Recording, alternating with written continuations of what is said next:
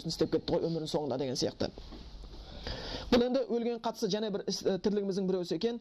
Келесі, өлген адам болатын болса, оны жатқызудың жолы, егер кеудесінен жан шықпақ адамды екі түрлі жатқызу жолы бар екен. Біреусі шалқасынан, егер ыңғай келетін болса, ыңғай келмесе ол айып емес, шалқасынан жатқызып, оң жағы құбылаға қарайтындай қылып жатқызу бір жолы. Екіншісі аяғы құбылаға қарап жату.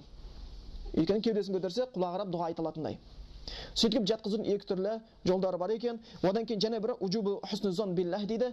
Өлер кезде Аллах Тағала туралы жақсы ойға болуына көмектесуіміз керек. Егер өлейін деп жатқан адам өзіміз болсақ та, Аллах Тағала туралы жақсы ойда болуға тырысуымыз бізге парыз болып келеді екен. Өйткені пайғамбар Мұхаммед Мұстафа саллаллаху алейхи вассалам Муслимнен жеткен хадисте ла ямутанна ахадукум илля ва хуа юхсину биллахи зон.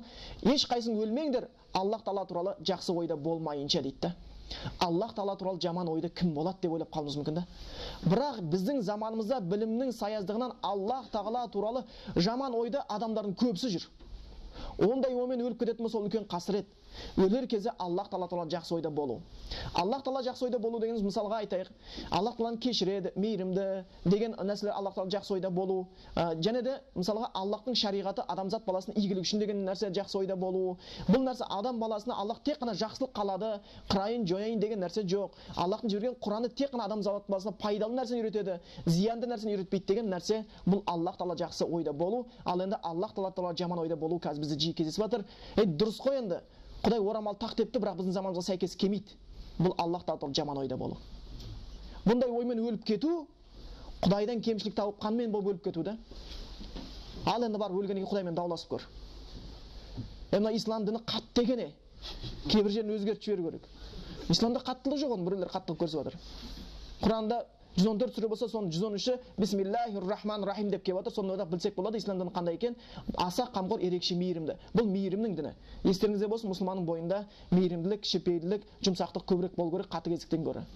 Ислам діні деген сондай бір су сияқты, оны құйсаң барған жерін көгертіп, өсіріп өндіреді. Ислам діні өрт сияқты емес, барған жерін өртеп қырып жойып кететін. Кезде бауырларымыздан көреміз, қайда мына мұсылман еместерді қойықшы оны. Мұсылманның өзіне қатыгездік көрсетіп жатады да. Бір ауыз сөзге қарап, әй сен мұржиясың ғой, сен такфирсің ғой, бидаатчиксің ғой, пасықсың ғой деп шыға келеді да. Бұл қандай нәрсе? Не керек бар? Мұсылманның мінезі сондай көркем болу керек. Пайғамбар Мұхаммед Мұстафа саллаллаху алейхи вассалам қатыс аятында табима рахминаллах линталахум, Аллахтың саған берген мейірімнің біреусі линталахум, сен жұмсақсың, лаукунта фаззан ғализал қалб, егер сен қатыгез болатын болсаң, жүрегің қатты болады, дөрекілік болатын болса, жүрегің қатты болатын болса, лан фадду мин хавли, қасыңнан бәрі қашып кетеді дейді да.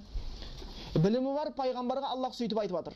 Білімі жоқ, біз қатыгез болатын болсақ, біздің қасымыздан қашып кету емес, біздің қасымызға ешкімді келмей қоюы да ғажап нәрсе емес екен. Сөйтеміз де ренжіп жүреміз, ешкім тыңдамайды, бәрі қалмайды, үйтпейді, кетпейді. Өйткені шынымен бір жағынан өзімізден де бір себептер іздеген жақсы екен. Сол үшін өлер кезде дұрыс енді Аллахқа жүрегім таза сенем, бірақ намазы артық нәрсе сияқты. Сол еңкейіп тоңқайғанда бірдеңе шығады ма десең, бұл да Аллах Тағала туралы жаман ойдың қатарына кіре береді. Бұл да Аллах Тағала туралы жаман ойдың қатарына кіреді. Сол үшін біздің заманымызда Аллах Тағала туралы жаман ойлар өте көп. Не болды? Сол сақалды қойып, сапсайтып, орманда жүрген бір қаңып қалған бір бишілер сияқты. Бұл да Аллах Тағала туралы жаман ой. Өйткені ол сақалдың бәрінің егесі пайғамбарлар ар жағында. Пайғамбарлардың бәрі сондай болған. Сонда сен пайғамбарға сөйтіп айтар ма едің? Пайғамбарлар Аллахтың өзі таңдаған сүйікті құлдарына. Сонда міне осы кезде біздің біліміміз жоқтығынан Аллах Тағала туралы жаман ойды адамдар өте көп жүр. Өлер кезде Аллах Тағала туралы жаман ойды тазарып дейді, жақсы оймен кетуге тырысыңдар дейді, әйтпесе ол жақта қасірет болып қалады екен. Бұл да бізге парыз болады екен. Сондықтан Аллах Тағаланың, егер біз білсек те білмесек те, я Алла, сен не бұйырсаң да, қандай кітап түсірсең де, қандай пайғамбар жіберсең де, сен бізге тек қана игілік қаладың, дүниедегі бақытымызды қарадың, ақыреттегі құлуымызды қаладың деген ойды айтып кеткен жақсырақ болады екен. Келесі нәрсе өлікті жуу. Өлікті жуудың да өзінің шарттары бар. Пайғамбарымыз Мұхаммед Мұстафа саллаллаху алейхи вассалам жеткен хадистің бірінде Ибн Маджатат лиғсил маутакум ал-маъмунун, өліктеріңді аманатқа берік адам жуусын дейді. Кім болса жуусын демейді. Аманатқа берік адам жуусын дейді. Ал негізі аманат адамның бойындағы ең үлкен қасиет. Осы ақыр заман қарай жоғалатындығын айтқан. Аманат дегеніміз сөз аманаты бар, іс аманаты бар, зат аманаты бар, бүкіл аманаттар бар. Саған біреу бір сөз айтады, аманат қылып айтады, ешкімге айтпа деп. Сен ешкімге айтпауың керексің. Егер айтып қоятын болсаң біреуге, онда сенде аманат жоқ деген сөз. Аманат деген ең үлкен бір қасиет адам бойында. Сол үшін пайғамбар Мұхаммад Мұстафа саллаллаху алейхи вассаламды Мұхаммад Амин деп атаған. Амин деген аманатқа берік адам деген сөз. Олардың қолынан ондай тура сол дәрежеден аманатқа беріктік келмегеннен кейін пайғамбарға амин деп айтқанда, ал негізі пайғамбарлыққа аманаты берік адамдар ғана таңдалады. Аманатқа қиянат қылған пайғамбарлыққа таңдала алмайды екен. Аманатқа қиянат қыла беретін адам, аманат деген зат өте көп.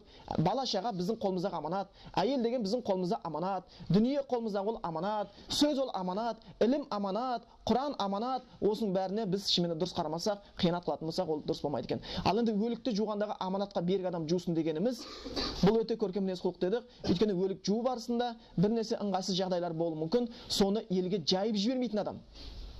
Өліктен көрген кемшілігін жасырып, көрген жақсылығын ғана айтатын адам. Сондай адамдар ғана жусын дейді. Кім болса жуа бермесін дейді. Басын жусам бас киім береді, денесін жусам жаңағы тоңын берер, аяқ киім жусам аяқ сапожкасын береді деп барып жуа салатын адам емес. Аманатқа берік адам жусын дейді. Барған көрген нәрсені айтпайтындай. Өйткені өлген адам қиналады. Қиналған кезде оның алдынан артынан зәр шығып кеткен шығар. О, бейшара бірден жіберіп қойып деп айтып жатсаң, сен бұл аманатқа қиянат қылған. Ондай адам өлік жууға лайықты емес. Онда бір лашар адам жуылады, қабыл етіледі, бірақтан дұрыс адам жуған болмай қалады екен. Сол үшін өлген кезде адамда өзгерістер болуы мүмкін. Оның жүзі қарайып қалуы мүмкін, оның денесінен иіс шығып қалуы мүмкін. Болмаса ол өте бір семіз адам болуы мүмкін шектен тыс. Болмаса ол өте арық адам болуы мүмкін. Ой, жуған кезде тура қабырғасына қолымыз тиген кезде тура пианиноны ұстағандай болсын, доңғырата қалады екен деп. Сондықтан өлік жууды аманатқа берік адам жусын дейді. Өте ол нәрсені қай бір күйде болса да, бұл пайғамбарымыздан жеткен хадисте бізге бұйырған нәрсе. Одан кейін және өлік жууда кейбір нәрселерді айтып кетейік. Өлік жуған кезде әйел кісіні әйел адам жуады, ер кісіні ер адам жуады. Әйелді еркек еш уақытта жуамайды, еркекті әйел еш уақытта жуамайды. Бірақ мынандай жағдайда жақсырақ болады. Күйеуіне әйелін жуған жақсы, әйеліне күйеуін жуған жақсы. Өйткені ол нәрсе кездескен, бұл да шынымен жақсы нәрселерден болып табылады. Біз білеміз, Абу Бәкір Сыддық қайтыс болған кезде оны әйелі жуды, және пайғамбарымыз қызы Фатима қайтыс болғанда оны күйеуі Әли жуған болатын. Сонда бұл нәрселерге де ықтият болған жақсы, кім болса жуғызғаннан көрі ең жақын адамың, өйткені өзіңе жақын адам болған екен, оның сырының біреуге әшкере болғанын қаламайсың. Жақсы жағын көрсең өзің үшін қуанып қаласың, нашар жағын көрсең оны жасырасың, өйткені сен оның жақсылығын асыруға тырысатын адам болып келеді екенсің. Және де осы өлік жууға байланысты осы жерде бір хадиске тоқталып